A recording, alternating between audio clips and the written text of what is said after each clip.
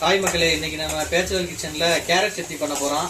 அதுக்கு தேவையான வெங்காயம், தக்காளி, இஞ்சி, பூண்டு, கடலைப்பருப்பு இதெல்லாம் போட்டு இப்போ நம்ம வணக்க போறோம்.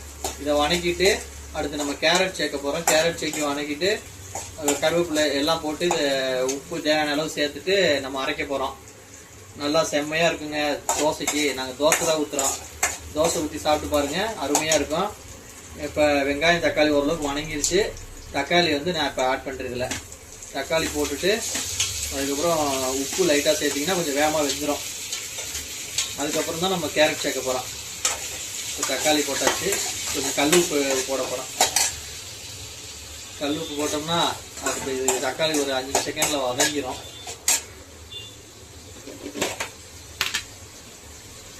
உப்பு கம்மியாக போட்டுக்கோங்க. அடுத்து பார்த்துட்டு நம்ம சேர்த்துக்கலாம். ஏன்னா எங்கள் ரூமில் ஒருத்தர் உப்பு அள்ளி கொட்டுவார்.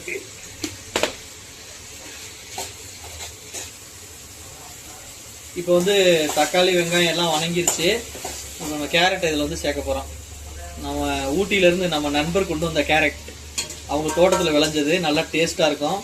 கேரட் சட்னி சாப்பிட்டிங்கன்னா உங்களுக்கு கொஞ்சம் மூஞ்சிலாம் நல்லா பிரைட்டன் ஆகுங்க. அதனால் அடிக்கடி இந்த மாதிரி தேங்காய் சட்னி, தக்காளி சட்னி இந்த மாதிரி சாப்பிட்டு இருக்காம இந்த கேரட் சட்னி ட்ரை பண்ணி பாருங்கள். செம்மையாக இருக்கும். நாங்கள் இதுக்கு முன்னாடி வச்சுருக்கோம், அது செம்மையாக இருந்தது. அதனால தான் இன்றைக்கி பண்ணலான்னு சொல்லிட்டு கேரட் இருந்தது, அதனால் பண்ணிட்டோம். இதுக்கு நாங்கள் தோசை தான் ஊற்றிட்டு இருக்கோம். தோசை ஊற்றிட்டு கேரட் சட்னி வைக்க போகிறோம். இப்போ கேரட் வதங்கட்டும்.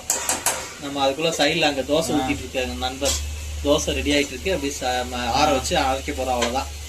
செம்மையாக இருக்கும் ஃப்ரெண்ட்ஸ். இப்போ நல்லா வதங்கிருச்சு.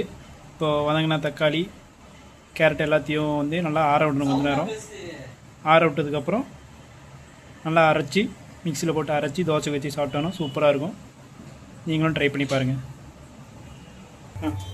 இப்போ நம்ம தோசை ஊற்ற போகிறோம்.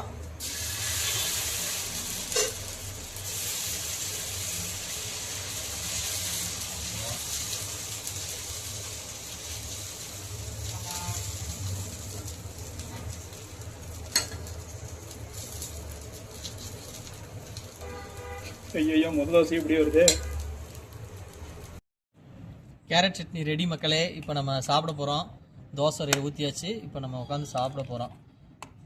நீங்களும் சாப்பிட வாங்க. அதே மாதிரி நாங்கள் இனிமேல் இந்த நைட்டு மட்டும் சமையல் வீடியோஸ் இந்த மாதிரி போடுவோம் டிஃப்ரெண்ட்டாக. அதை பாருங்கள். எல்லோரும் சப்போர்ட் பண்ணுங்கள், லைக் பண்ணுங்கள். ஓகே மக்களே, பாய். எல்லோரும் சாப்பிட வாங்க. பாய் பாய். டேஸ்ட் பண்ணி பாருஜி.